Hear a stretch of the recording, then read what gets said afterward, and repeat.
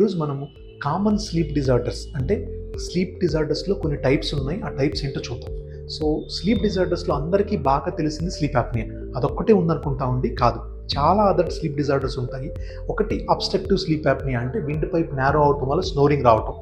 ఇంకొకటి వచ్చేసి ఇన్సామ్నియా అంటే నైట్ టైం పడుకుంటారు కానీ నిద్ర రాదు, ఇన్సామ్నియా. అందులో మళ్ళీ డిఫరెంట్ టైప్స్ ఉన్నాయి. ఇంకోటి థర్డ్ది హైపర్సామ్నియా అంటే వీళ్ళు ఎక్కువగా నిద్రపోతూనే ఉంటారు, డే టైం నిద్రపోతారు, నైట్ టైం నిద్రపోతారు. దీన్ని హైపర్సోమియా అంటాం. ఇంకోటి నార్కోలెప్సీ అంటే మనం సినిమాల్లో కూడా చూస్తూ ఉంటాము, అప్పుడప్పుడు హీరో సడన్గా నిద్ర వచ్చి కింద పడిపోతూ ఉంటాడు. అంటే బాడీలో ఉన్న మజిల్స్ కూడా ప్యారలైజ్ అయిపోతాయి. స్లీప్ వస్తుంది, వెంటనే బాడీ మజిల్స్ ప్యారలైజ్ అవటం వల్ల వెంటనే షార్ప్గా పడిపోతారు. ఇది నార్కోలెప్సీ అనే ఒక జబ్బు, స్లీప్ జబ్బు వల్ల ప్యాటర్న్ అండి.